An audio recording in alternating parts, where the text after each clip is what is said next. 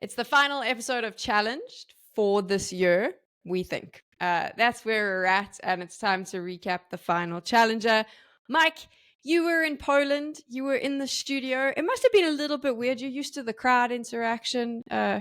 Strange having to. I've been there before. I've done your job where it's kind of quiet. You get to chill outside with puppies, and then you go in and interview teams. Did you enjoy that experience? Did you find it cathartic?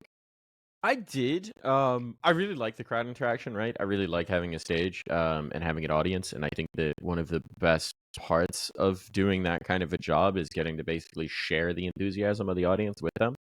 But it was kind of chill, you know? That is, there was a little bit of a poetic nature to it for me because 3 years ago in 2021, that studio was where I went in October actually to do my first ever like big boy ESL gig. Back in the tail end of the COVID days. So it's kind of nice to be back there a little more than 3 years later to close out this year, which, so it was nice from my perspective. That studio to me is very homey just because of how much of the year we spend there inevitably. Yeah, it's also fun in that environment because players are a lot more relaxed, and so you get to talk to them just more casually around the venue with there being no crowd. Now, all that to say, I will always prefer a crowd, but it has its charms.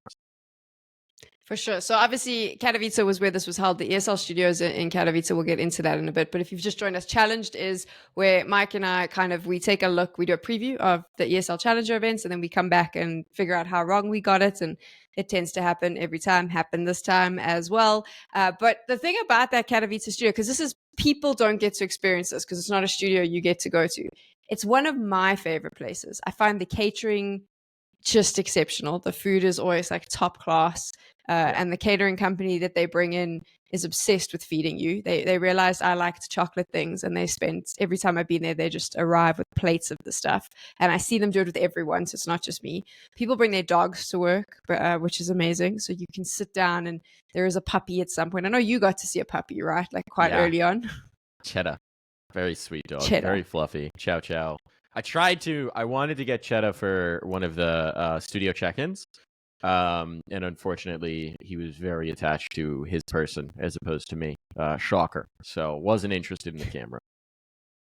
But that's kind of the vibe. It is like Mike said, it's very homely, and the players are a little bit more relaxed. And when we say relaxed, though, I have to talk about the big one. Everyone else has spoken about it. I saw a long conversation on HLTV confirmed about this. The fact that we had Simple return to LAN, we had the Falcons there. And oh my gosh, I have never seen some of those players. I don't even want to say they didn't look angry. Some of them looked like they were about to burst into tears. And maybe I'm projecting as a fan of some of them, but they looked miserable.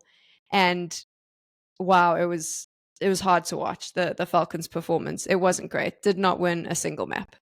Yeah. I mean, it's a bummer. At least they didn't get 13-0'd. I think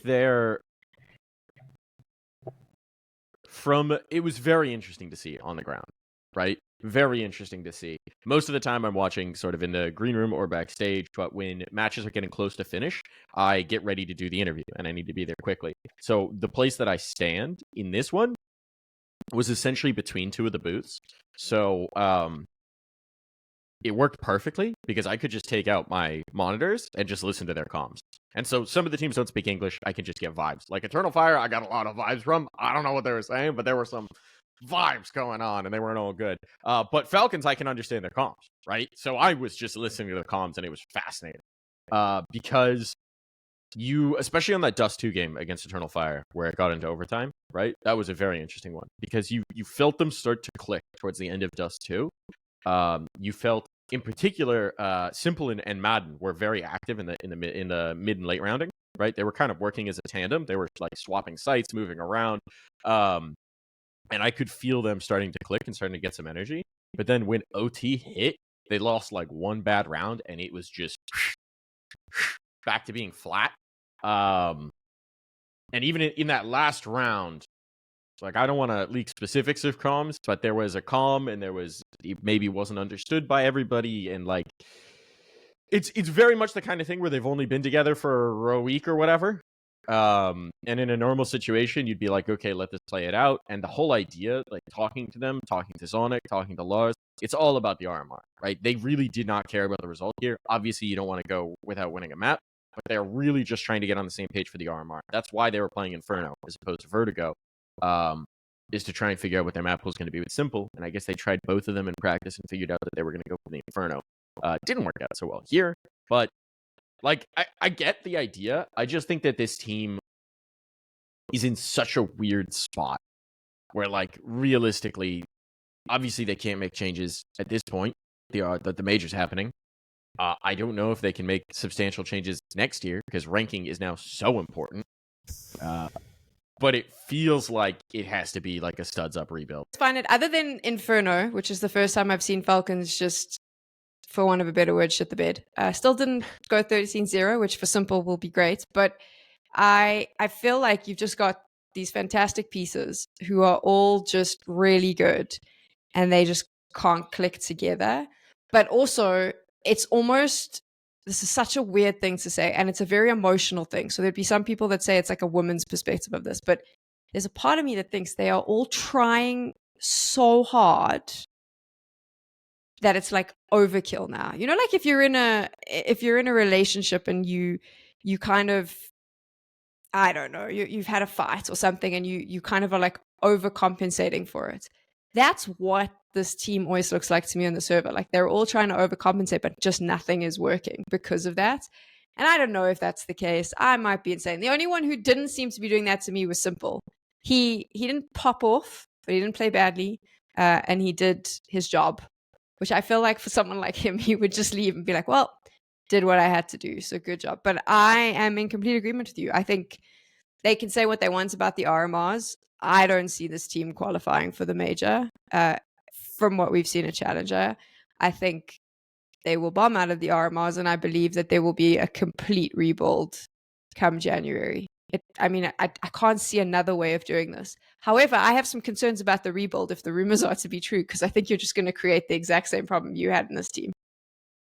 I think they've got two very different communication styles right now from what I've seen, and I don't think they're on the same page. I think you have basically the three Danes, and you have the two not Danes who like can comm with each other, and they're a lot more boisterous in the comms. I'm not even saying chaotic. They're just like, they get loud, you know?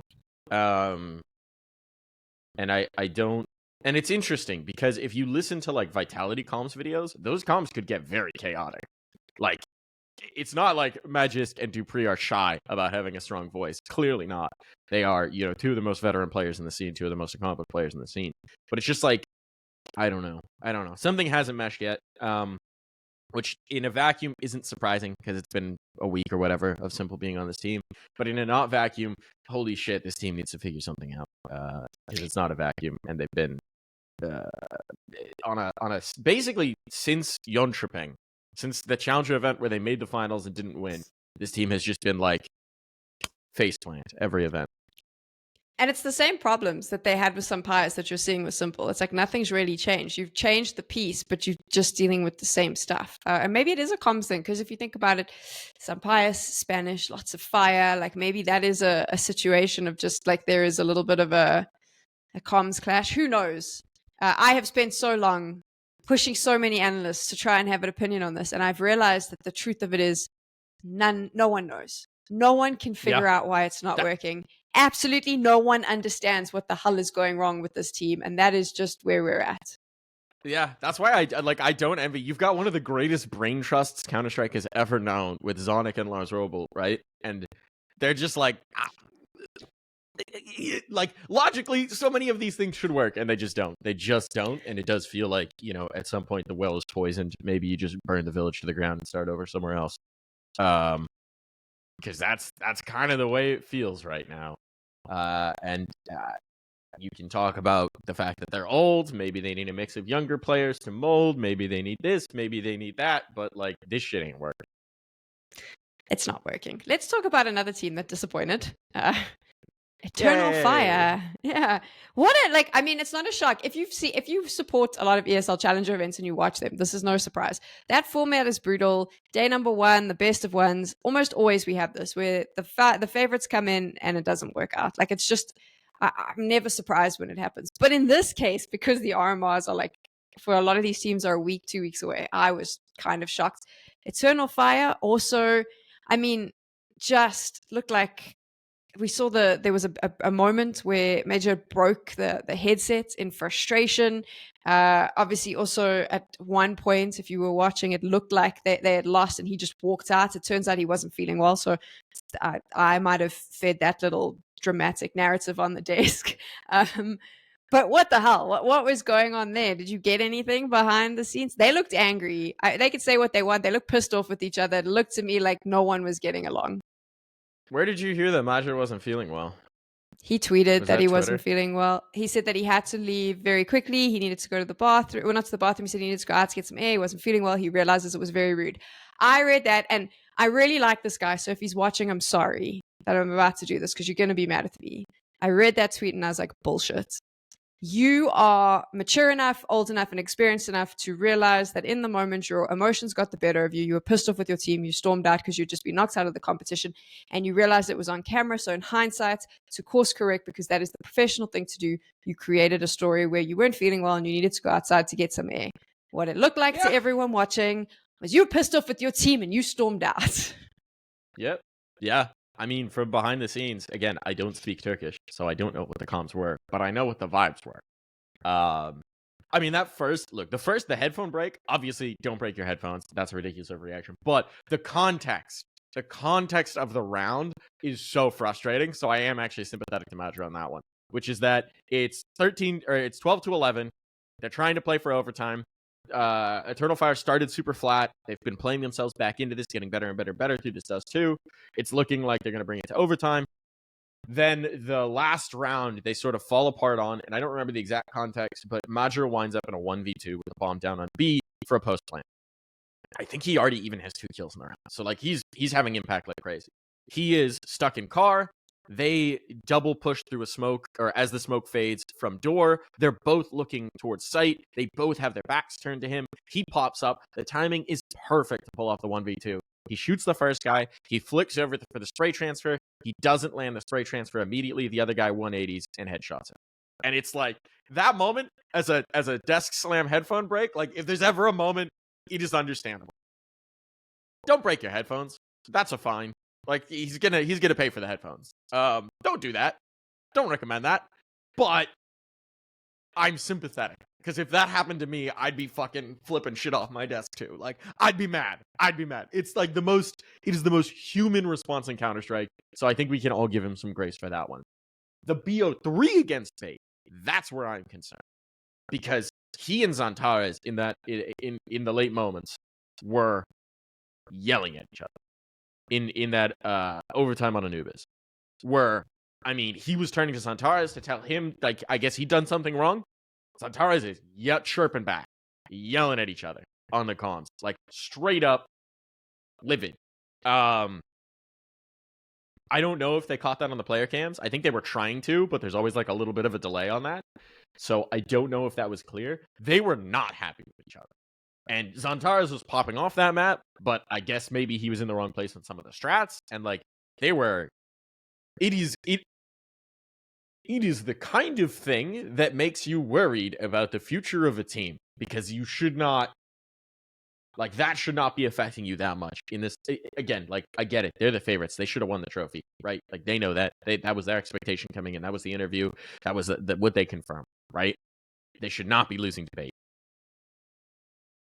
But damn, that's like the kind of loss where afterwards, like everybody needs a cooldown, and now it's the coaching staff's challenge is to get everyone back on the same page and make nice. And these guys have been through it so many different times. They've cut each other, they've re-signed each other, they've come back together, they've kissed, made up. That I think they'll probably be able to do it. But like, there's something to kiss, make up about after that last one. So we saw Falcons, who to me just looked dejected and sad. We saw Eternal Fire, who looked super angry. And then we saw MIBR, who just looked like nothing. There was no emotion. There was no feeling. The Counter-Strike was meh. Everything about them just seemed meh. And they were also one of the favorites coming in. And it just, Lucazi's first time we get to see him on land with this lineup, it just all looked meh. That's it. All I have to say about MIBR. Yeah, I think I think the Lucazi change for Breno is tough, right? Because MIBR went on that hot run at Pro League, and that whole time they're seeing reports that like Lucazi's coming in, and that's not from the team. It's not the 5 players saying we need to change. That's the org, and I guess the coaching staff, bit and act, deciding to do that. And look, apparently as an org, they've been trying to get this guy for 2 years, so the opportunity became available, and they made that choice. But I think that, maybe that's the right decision in the long run going into 2025. But it does create issues in the short run. And I don't think that's obviously not Lucazi's fault. I don't want to say that. I think they understand that, and they're, welcoming him and embracing him. But it just does create a challenge. And you've already got a guy in drop who's been IGLing for 3 months, 4 months, whatever it is, who's made that transition, which is a tough thing to do in the first place.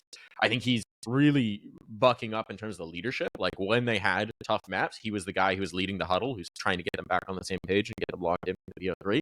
So I am quite impressed with Drop, considering how early he is into the IGLing. But it's a challenge. And, this time it didn't work out. So let's talk about the 2 teams that made the finals now. So Saw comes into this, the Portuguese Cinderella story that we all loved from Cologne. They go to Atlanta. They make the playoffs, but they were the favorites. And then they dropped this player. They dropped this coach. We spoke about this on the pre-challenge episode that we did.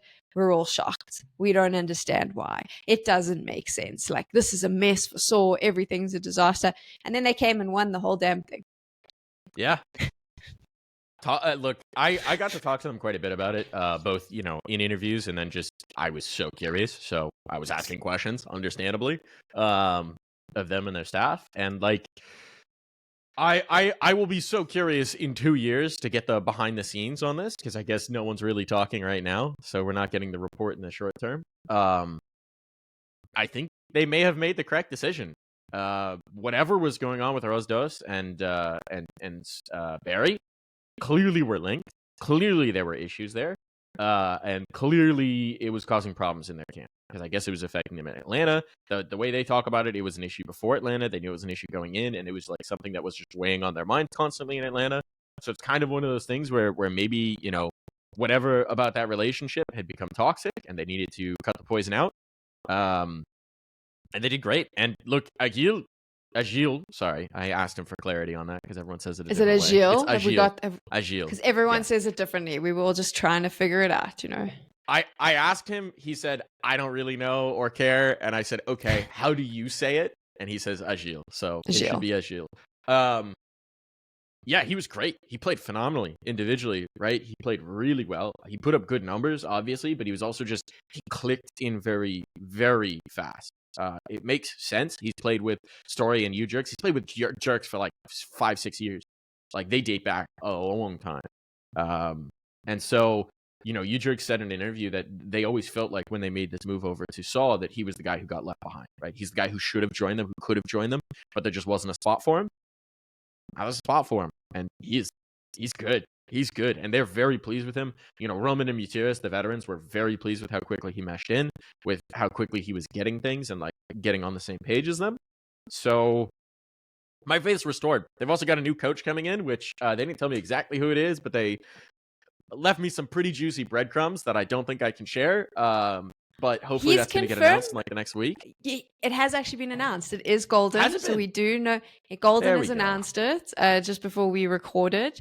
And I'm a Golden fan. I've actually interviewed him on my channel before. I find him to be, I always wondered why he didn't get into analysis, to be honest. I think he makes an incredible analyst. Like, I've always found him to be very knowledgeable. And he's someone that when I started out, I think I worked with him at the Pinnacle Cup, which was like my first proper CS events, and he was so helpful, and like I've just always found him really insightful. So I'm interested to see how this plays out. I think from a coaching point of view, he's still newish to coaching. He's not like sort of set in his way, so it'll be interesting to see how he fits into this dynamic. But I do believe that they had been working with him building up to Katowice. So I'm like I think if that is the case, well, he helped you get a trophy, which was something you'd made 3 playoffs, and this was the first time you lifted the silverware, right?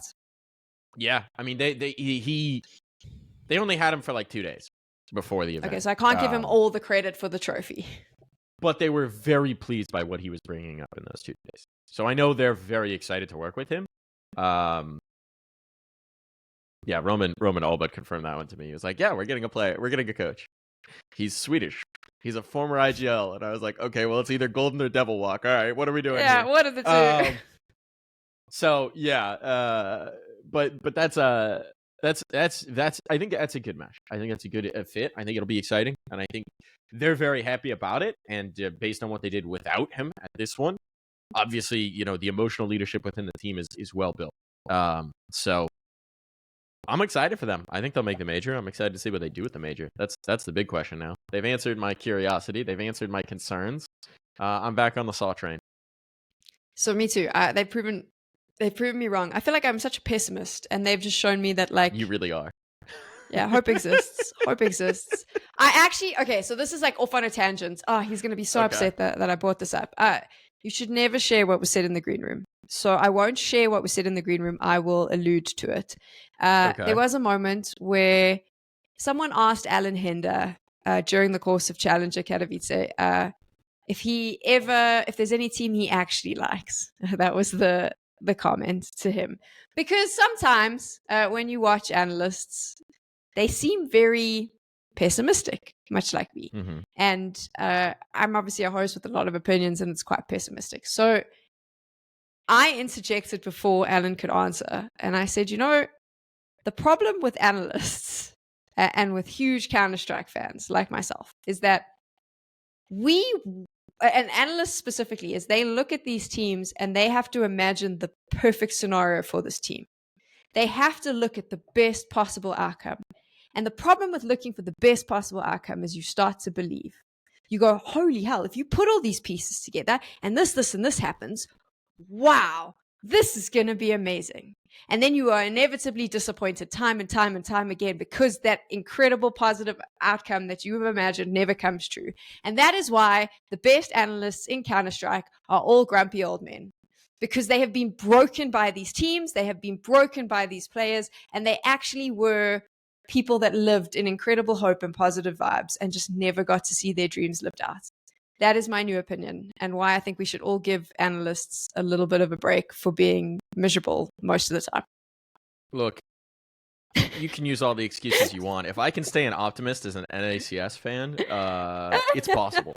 It's possible. I think we're like opposite sides of the coin, where you're like always disappointed when the favorites stumble, and I'm always just like, but the underdog story, hell yeah! Speaking of underdog story, can we talk about bait? We are going to talk about bait. I love bait. I am so sad that bait didn't win, and I understand for various reasons. I think it just came down to a level of experience. I do think there was a bit of pressure.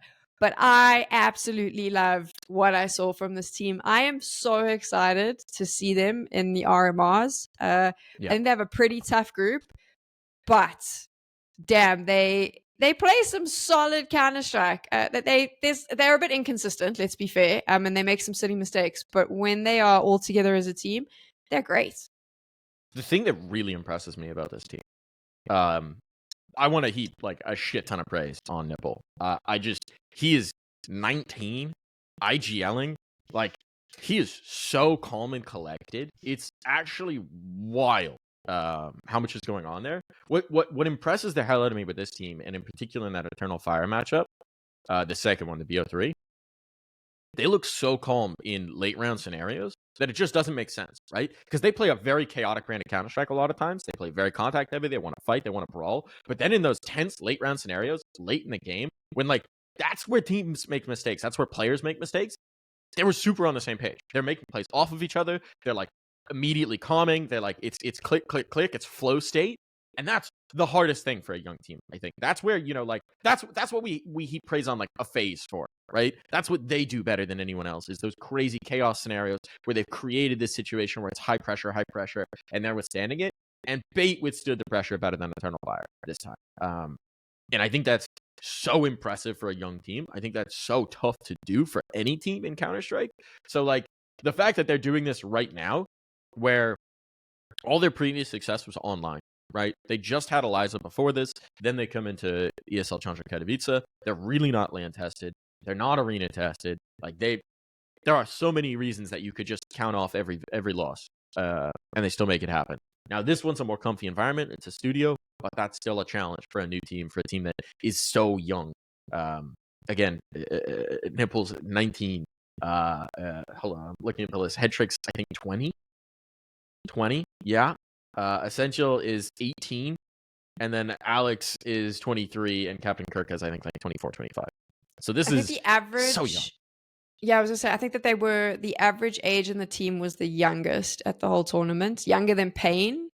And I think it was like, I actually had the stat, but I tossed my notes, so that's great. 21, I think, was the average age. Hold on, I have a graphic somewhere that I stole from Reddit. I'll confirm. 20. It's 21.4. I have HLTV. There we go. Good job. Good job. I need to keep things in my brain. That's what HLTV is for. We would be so screwed as Counter-Strike fans with that at HLTV. I thought about this the other day.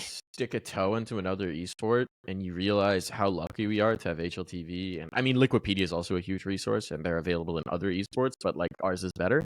Because each Liquipedia is determined by their editing team, and just no hate to anyone else. Just genuinely, we as Counter-Strike broadcast talent are so privileged by the amount of information that's available to us. That's just very hard to get in other games. For sure. So obviously, back to that age, such a young team. I think that this was, I spoke a lot about this on the desk when we were doing this event, which is this was your time to peak, right? If you were waiting for the RMR, you kind of wanted to peak at this event so that you knew the next step.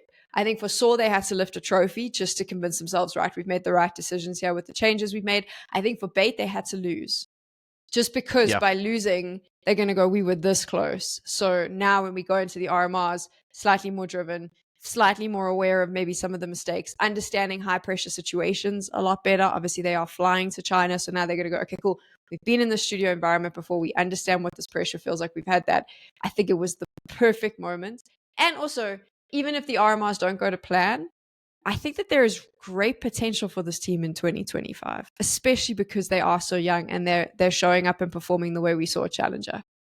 Yeah, and they're getting themselves into a good Valve ranking, which is so important, right? I think they're 21 right now. Actually, I know that because, again, I'm looking at HLTV and cheating. But like, if they get into that top 20, if they have a good result at the RMR and they slip into the top 20, that's a huge place to be in for the start of 2025 in terms of getting invites, in terms of getting events. So I think I agree with you that like losing the final in a weird way might be a blessing. Because it's you didn't get the trophy, so you don't have the, oh shit, we're good guys, let the foot off the gas. You got the confidence builder, holy shit, we can do this, but also there's more to go because Saw dismantled us. And so I think that is, I think you're absolutely right. I think this is maybe the best context if they take it well. I think that this is the best turn of events for a studio team. I think Blade from Navi said it best. He actually did an interview now because obviously Blast World Finals are going on. And during Media Day, he said that it wouldn't, I thought this was very funny. It wouldn't actually be good for Navi to, I'm going to paraphrase, to win Blast World Finals. Because then he would be worried that they'd go in too confident into the RMRs. He literally was like, I kind of need them to be miserable in boot camp because like we don't want them to be too confident. And I was like, that's kind of the concept, right? And I think Bates has kind of hit the sweet spot where hopefully they take a step back and go, okay, we kind of got completely outplayed by Saw. Where did it go wrong? Let's fix that just before. So it's an exciting time. And I'm excited to see a lot of these teams that we've seen over the course of the last few challenges now in the RMRs. I'm super excited for M80 and Wildcard. I actually think that they're a really fun two teams and could cause some upsets. I'm excited to see what Bait offers up. And Payne as well, who we saw at this challenger. Like there's a lot of these young teams that are sitting on the cusp of tier one that I think could make some deep runs. Yeah, I absolutely think that's the case. I think Payne, their loss debate was confusing to me just because Mirage, they were just so out of gas. And I don't know why exactly. Like they didn't have to play the series earlier that day. Like they didn't, they're going to have to think about why that happened. But it just seemed like, you know, a situation where genuinely they just didn't have it fuel wise. I don't know whether like there's a million things that you have to consider when you're playing on LAN that you don't think about as a fan. Like, when do you feed people? When do they go to the bathroom? How much caffeine are they consuming? When are they waking up? How much exercise are they getting? Are they getting outside time? Like, there are all these things that factor into your ability to compete on a top level that, like, teams have started to really min-max, especially at the top, where you have performance coaches and you have mental coaches and all this shit. But it really does make a difference. Like, we've all gone into the server in just a matchmaking game and just shit the bed because we were a little hungry or something, right? We've all had that moment. And imagine that, but the stakes are like a gajillion. So I'm curious if it was that kind of thing. I have no clue. They, seemed they were disappointed, obviously, and I think frustrated. But I don't think it was it's not like Eternal Fire where I was like, holy shit, like what's gonna happen? It was just like oh man, they should have been in this last one, and they know they shouldn't have. But yeah, I think Payne will be fine. I think I'm very excited for Payne. I think that Snow in particular feels like he's taking a lot of steps forward. He's just been on that team for a very little amount of time. So I think that if they continue to gel, that team can do some serious damage in the major. So now that we've come to the end of ESL Challenger for 2024, we've done the 3 events. We've had the chance to sort of preview and then do the look backs. Your favorite moment?